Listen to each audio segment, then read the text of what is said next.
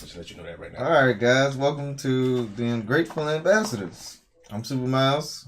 What's up? To the Toshi Yosuke, Yeah. you know, since he don't want to say.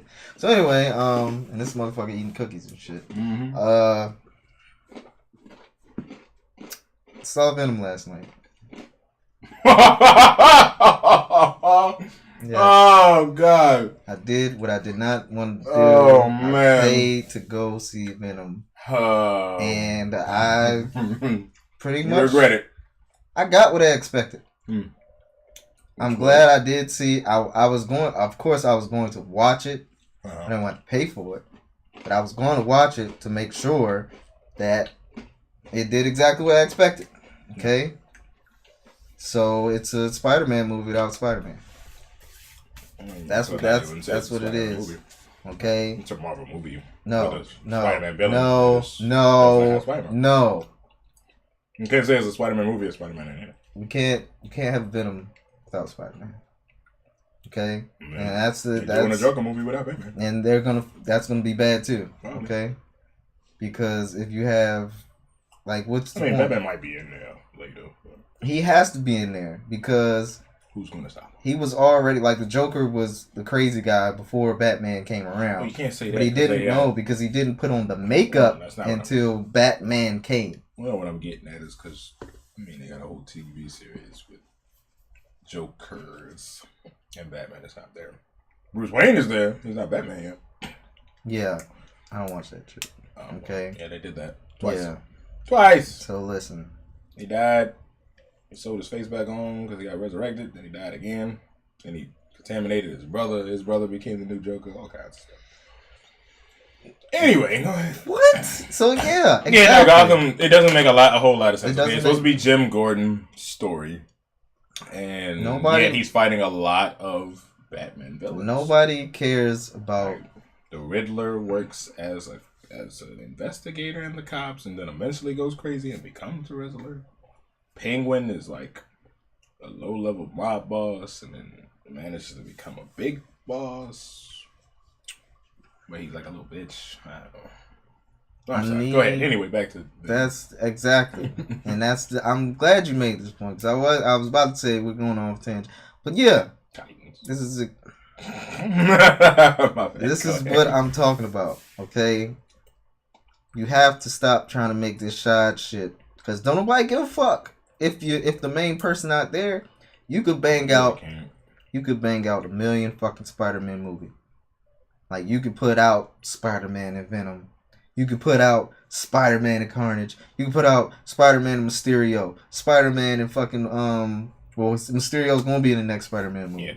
Okay? Far From Home. But they couldn't put out a fucking Mysterio movie without Spider-Man. No. Because once again, like that. Who the fuck? Why would we be there to watch it? Why am I watching this? Right.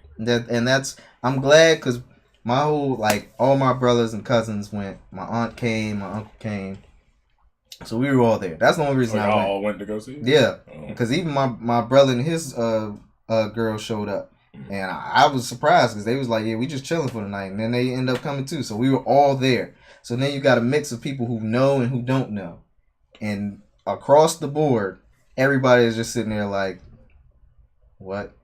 So yeah, so it's bad enough because of course people who don't know or are already aware, they're sitting there like, where's Spider-Man at? And it's like, oh yeah, he's not in this. Well, why isn't he? Well, first of all, the movie is in Cali. They're in California. They're in San Francisco. Yeah, they're in California. So here's the thing.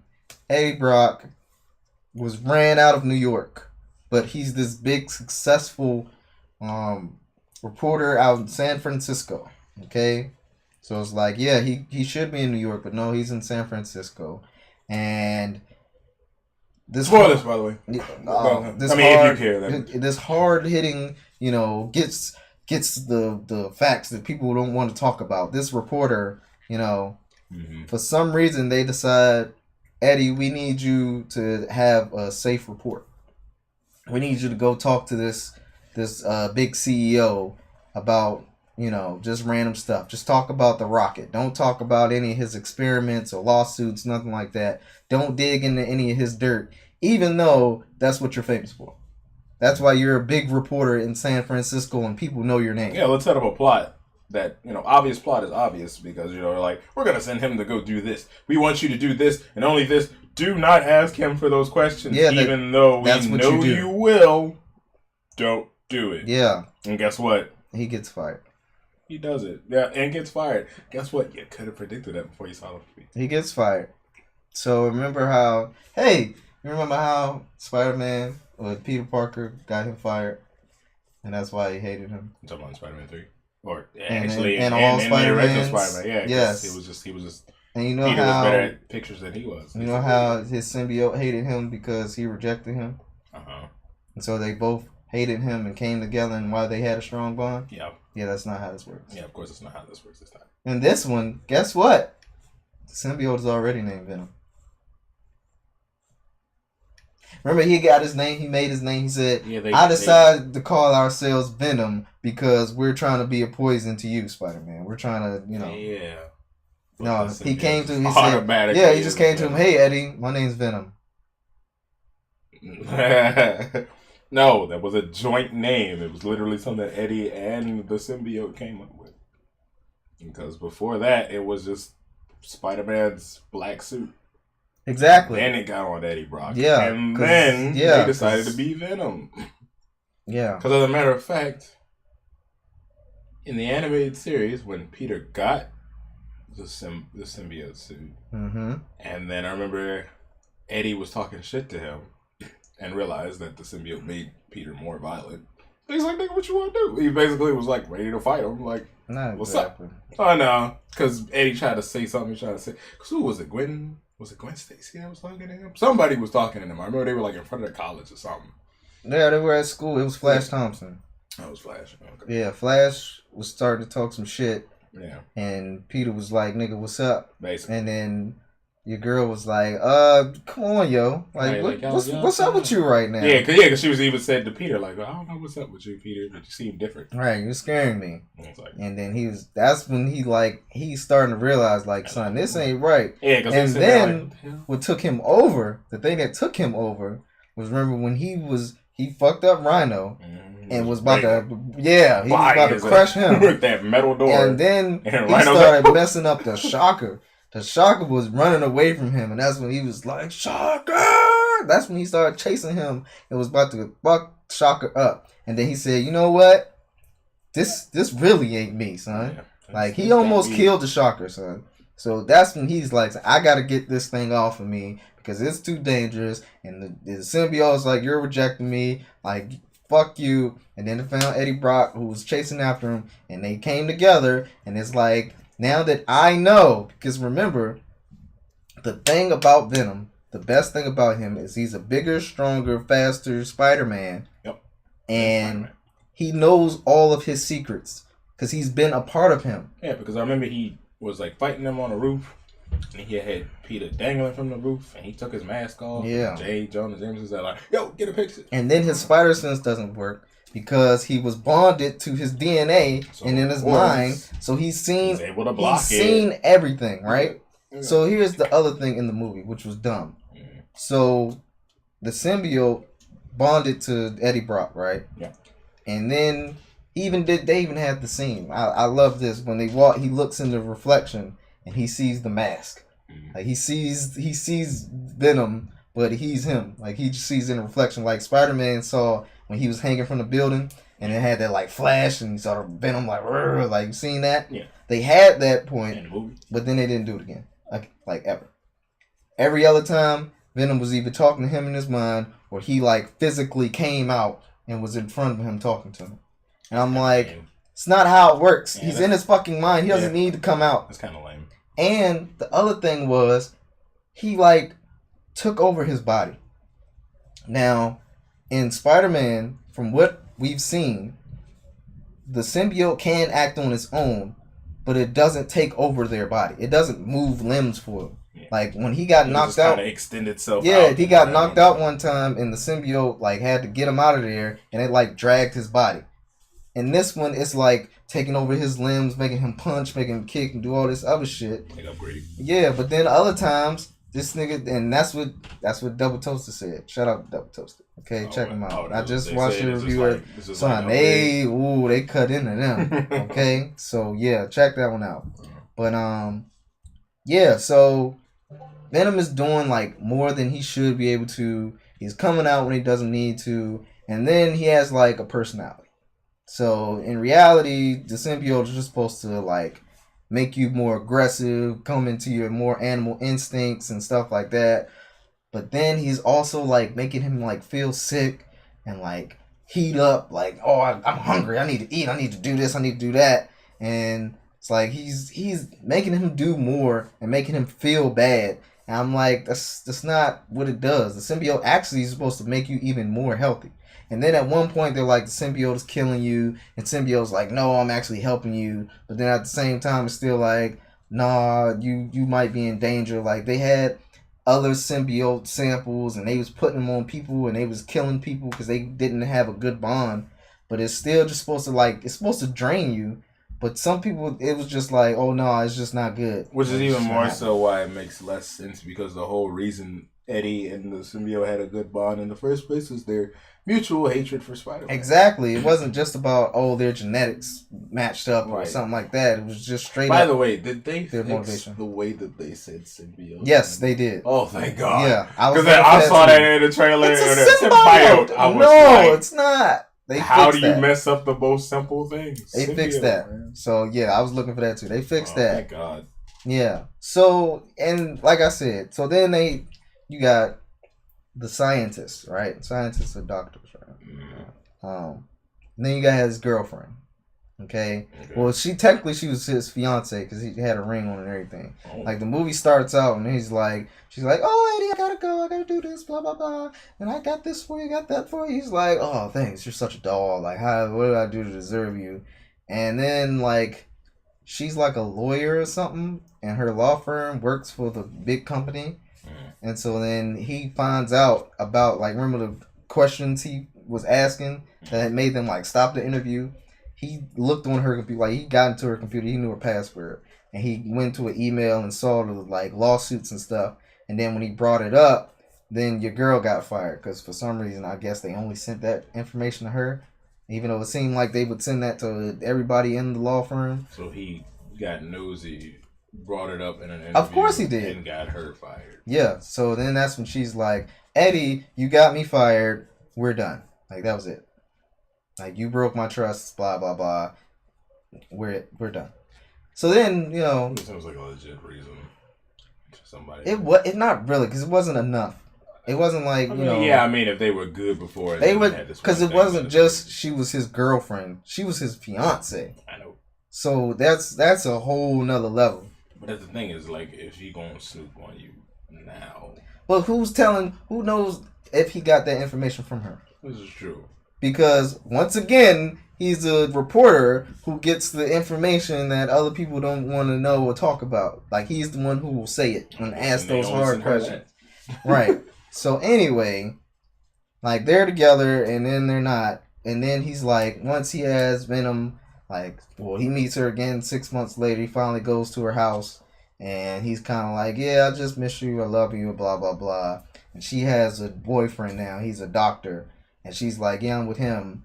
And it's just like, oh, okay. You know what I'm saying? All right. Like, he's cool with the guy. Like, they don't have, like, a big standoff, like, beef. And the guy's even cool with him. Like, he knows that's her ex. But they're, like, fine with it. And, yeah, so that's the same thing. Double Toast, they, like, this is not Eddie Brock, son. Like, he's supposed to be, like... He was a brute. He was, like, right. He's supposed to be this dude who's, like, yeah. Who's and even more so if he has the freaking symbiote suit on, like it would make him extra aggressive, right? But it wasn't. Like he was okay with everything, and even when he got the, I think it was before. Either way, like once he got the symbiote suit, because the doctor who said symbiote, she was the one who got him in there, because she's like, yeah, this is not good. Like we're killing people. Like they're doing experiments, putting the symbiote on people, like trying to test it out. She's like, we're killing people, and I know you're a reporter, so I want you to come in here and see what we're actually doing and expose them. So when she breaks him in there, then that's when, of course, one of the test subjects get out, give him the symbiote, and then all of a sudden, he escapes because he whoops some ass, and then they're like after him, and he climbs a tree, and then they don't look for him anymore. Then he just leaves and goes home, and then he's just like there.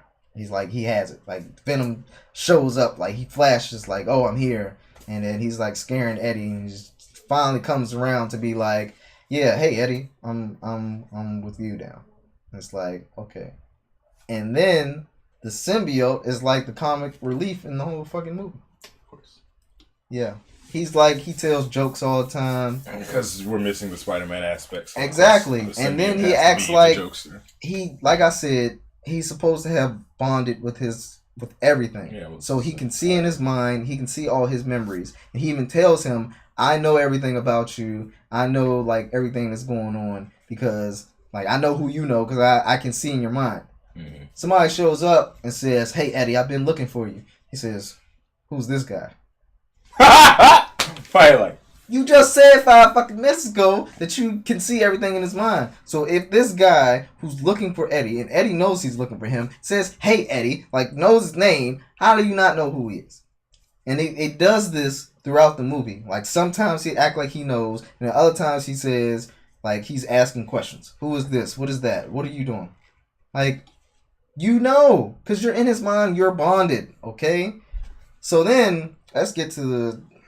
So, alright, it's a superhero movie, okay? They fight, they're trying to escape. Eddie's on the run because the scientists are trying to get him back because he has the symbiote on him. Now they're trying to study him and figure out exactly how, like, why it bonded perfectly with Eddie, okay? So then, it's like, of course, Venom or the symbiote is trying to, like, he's like, oh, I'm hungry. Like, we need to eat some people. And he's like, come on, man. Like, I'm trying to get some stuff. I'm not trying to do all that. I want to, do good. He's like, no, Eddie, let's do this. I need to eat. I'm hungry. And then eventually it's like, all right, well, let's be good, Eddie. And Eddie's like, what? You want to be good now? He's like, why? She's like, because I like you, Yeah, that happened. So yeah. So then they're like, all right, we're good now. We're good people. We're heroes. And, he ends up, losing the symbiote for a second. Then it gets on his girlfriend and she gets it back to him. Because she ended up finding out. And then, the symbiote bonded with her and talked to her, and you don't see it, but it happened. And then she gets the symbiote back to him, like when he's in trouble. And then he's like, all right, well, I'm about to go take down the scientists. All right? Like, this is the end. Scientists ended up bonding with Riot, And took Riot about 6 months to find him. Like, they had the spaceship come down, where all the symbiotes were on. And when it happened, they got 3 of the symbiotes, and one of them escaped, which was Riot. And this was in Malaysia, right? So the symbiote gets on, it goes from person to person. Like, it gets on the EMT people, and then has to come all the way to San Francisco. Took 6 months for it to find a flight to San Francisco. Like, it went to the airport. Looked for, found a little girl. For some reason, knew it was going to San Francisco. Okay? The little girl goes to San Francisco. She goes to the lab, and now she's somehow gets in the lab. Okay? Don't fucking ask me how. She gets in the lab because even the scientist who snuck Eddie in needed, to get in there. She needed access. So somehow this little girl gets into the lab. She goes to the big scientist, and he's like, oh, hey, how'd you get in here? Yeah, now he's right.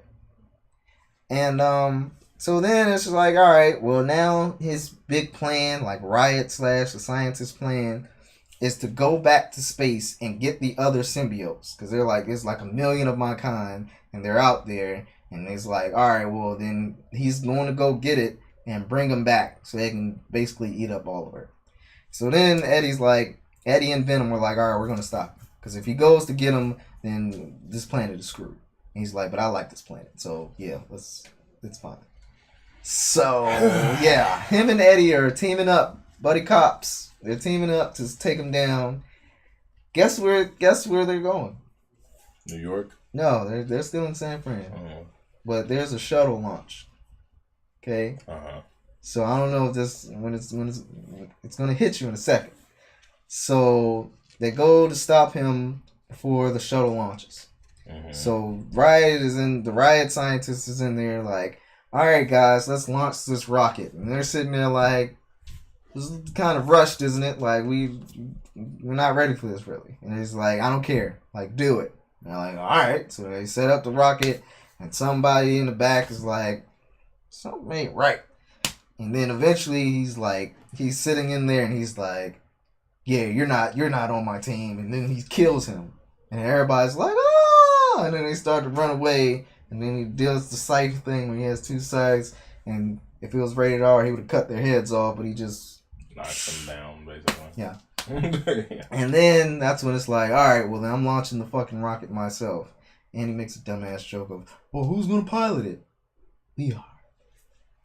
Whatever. So then he gets on the rocket ship. Well, he's on his way to get on the rocket ship. And Eddie Brock and Venom are on their way. And they get up there, and then they have the big fight or whatever. And it's like, Riot Scientist is like, oh, Venom, I see you sided with them, and blah, blah, blah. And you're not going to stop me, little bitch.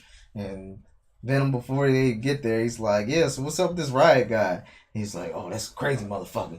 Like, he got some crazy shit you ain't never seen before. And so then while they're fighting, he like does some like shooting out projectiles and stuff like that, like some real, good stuff. And he's like, see what I'm saying? And it's just like, it's like, okay, I don't understand. All right, whatever. So then they fight or whatever. And like I said, they're fighting. A rocket is launching. Okay, a rocket. Yes, a rocket. So they fight. Eventually, Venom sort of gets beat, and he runs up there, and he gets inside the rocket, and now the rocket is about to launch. So the rocket is basically taking off, and Venom is like, oh no, we gotta go get him. Let's do it. And then they hurry up and climb up the rocket, open up the door, pull him out, or they started knocking out the rocket and made the shit blow up, and then they fall, and then he's separated. And then comes back, yay, I did it. Hey, girlfriend, we're going to fix our things eventually one day, right? Like, hopefully, I'm just glad you're happy. And then Venom's like, yeah, she don't know. We about to get her ass. Like, we going to get her back. And it's just like, huh? Did you say something, Eddie? It's like, oh, no, I didn't say anything. So it's like, oh, yeah, he ended up getting bonded back with it. And then he walks off, and there's the movie. So, I don't know if it hit you yet, but remember in Spider-Man, the show? Yeah. Remember how Spider-Man beat Venom? Yeah. Remember it was a rocket ship? Yeah, and stuck the rocket took off. No, but remember how he got him separated?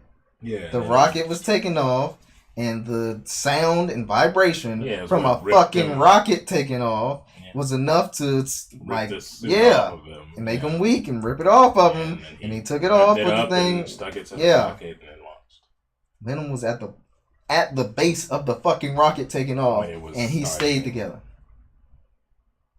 Yeah. So not only is that wrong.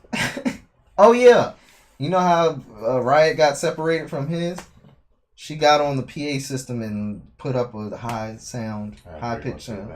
Yes, a high pitched frequency was louder than a fucking rocket taking off.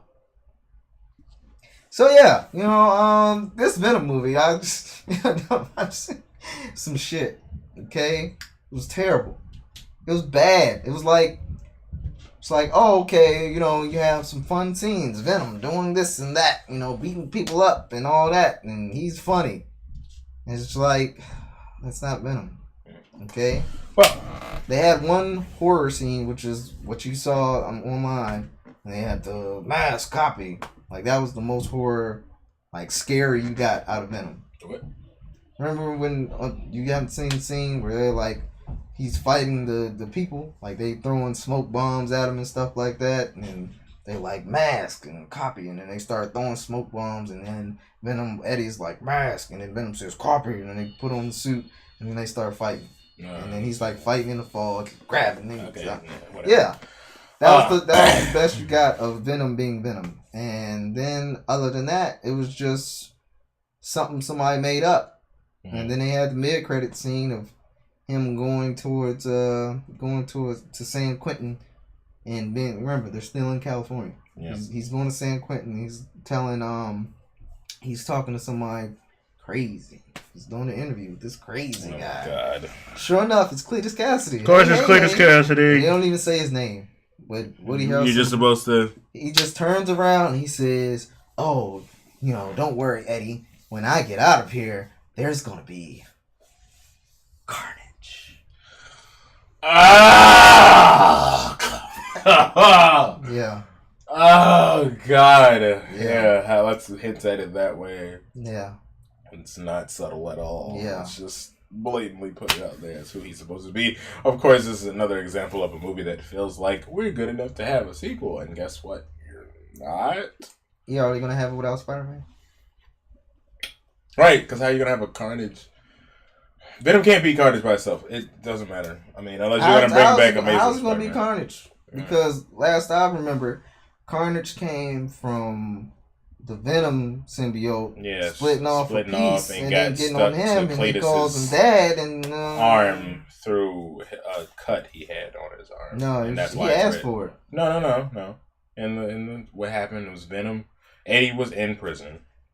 Cletus was also in prison. When Eddie broke out, the symbiote left a piece of it on the wall. No, and Cletus went to the... Yes. That's not what happened. That is what happened. Were you talking... The whole reason Carnage is red is because it merged with his blood. That's why... Comic? What? It happened in the comic? Yes. Okay. That's not what happened in the Spider-Man show. That's what I was saying. No. Yeah. And what happened in the Spider-Man show was they were both in prison, but, it was just Baron Mordor from... You guys seen Doctor Strange. His whole thing was he was bringing Dormammu back, and they were going to use the symbiotes as their thing. So Dormammu somehow got the asteroid or the space shuttle or whatever to come back and bring the symbiote. Yeah. Somehow he got it to bring it back. When it came back, it got on two people, like a couple, and they came to the jail. And one of them gave it back to Eddie, and then the other one, Cletus Cassidy was in the other cell, hey, what you got over there? I want it too. And so then the other half came to Carnage, was oh yeah, he wants this. So Baron Mordo was talking to him and was like, yo, if you want this power, you just gotta do something for my master. He was like, I don't give a freak, man. I want this shit. Let's go. And then he got on it. So it was just it was still the same bond. They wanted to do. Yeah, it was like the line he said, but it was still forced, and that's the whole point of this movie. This movie is forced. It's you could have, if you would have just did this as a Spider-Man sequel, it would have been fine. Yeah, let it happen, and the movie felt short too. Of course, and it was. I don't remember how long it was, but it was still short. Why even? My only thing is, I just don't understand why they would even come out with a Venom movie if you stopped Spider-Man. If Sony stopped doing Spider-Man movies, there's no reason to make a Venom movie, because you can never do the connection with Venom and Spider-Man because you stopped doing Spider-Man movies. You can't just pull a Spider-Man villain and be like, oh, he's an anti-hero. First of all, he only became an anti-hero because of something that him and Spider-Man came to a compromise with at a certain point, because they couldn't beat Carnage. Exactly. One-on-one. They had to team up to beat Carnage. And eventually he got over it. All right, it's whatever. But he still fucked with him for a long time, and that's what made Venom because he knows his secrets, and he can't detect him. Yeah. So it's that's why he was so dangerous, and he was savage too, but not as much as Carnage. Carnage is on a whole nother level. Yeah. So Carnage that's what makes them. Anyway, all right, let's just do the verdict. I already told you the verdict. Okay, this is bullshit. Okay. Okay, so story bullshit. Okay, action scene wise. Ugh. Okay. It wasn't rated R, so How was you the didn't. Soundtrack? Was there any music? whatever. I mean, they had an Eminem song. Yeah, I know the Eminem song. Yeah, I At know the the Eminem end. song. It's on his album. At the end. I know. No, at the end. I know in the credits. I know.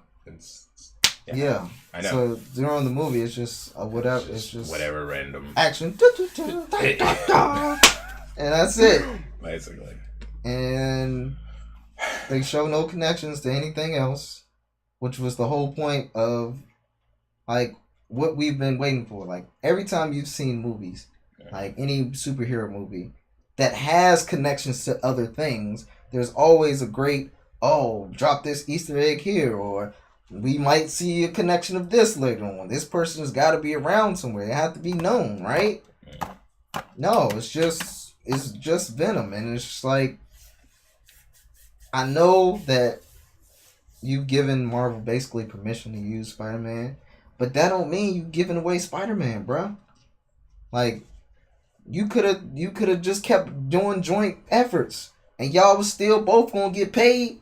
Like, imagine, like, we already know the reason Venom probably could have opened even better this weekend. The only reason it didn't is because of not only the negative reviews, but we already knew what was coming. We already know that to not have Spider-Man takes away a big part of who Venom is. So we already saw that coming. But then you didn't make it any better by making it PG-13.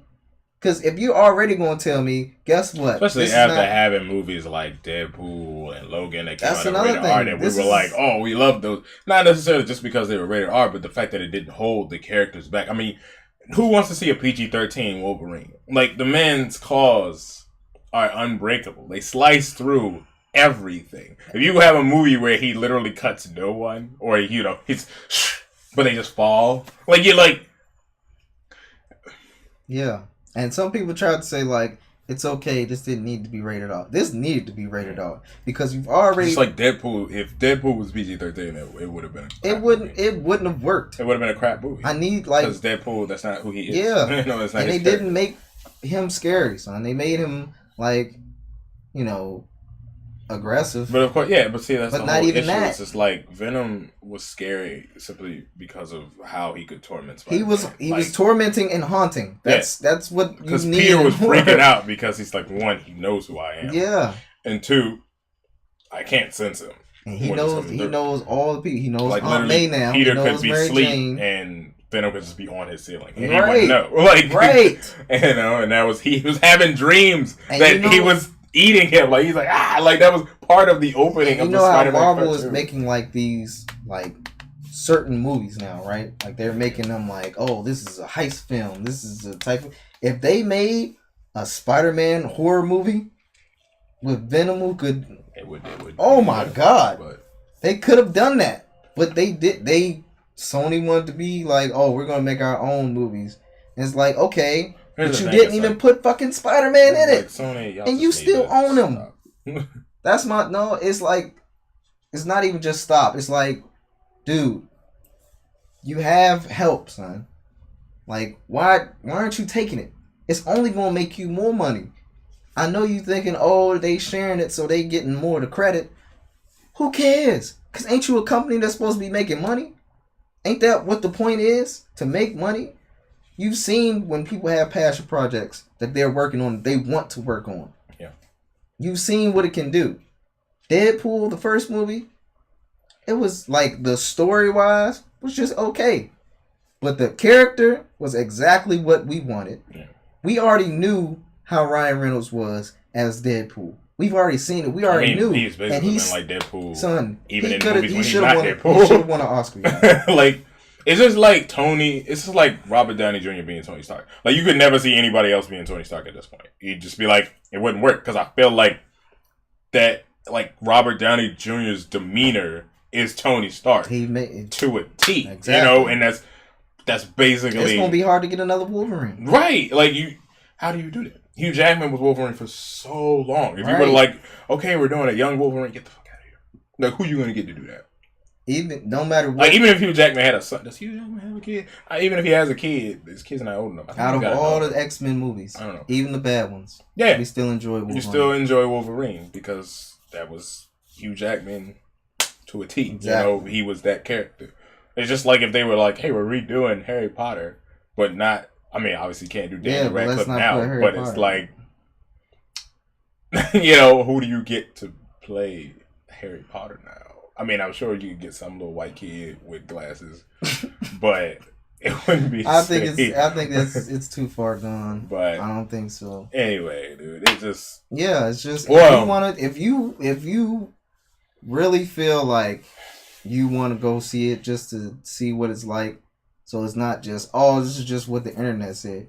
If you want to go see it, that's up to you. All right, go for it. But if I were you, I would wait till it came on TV or Netflix, right? Because you're already paying for Netflix, so yeah, I would wait for that. Trust me, it's not gonna be in the movie theater. Right, it shouldn't be for too long because I know Hotel Transylvania 3 still in the movie theaters. I know it'll probably stay in right. there I know people say like, all right, sometimes critics are too hard on it, but it's like, and sometimes fanboys too. But like I said, we had a whole diverse group of people go see it, and all of us thought the same way. Like, there's something missing.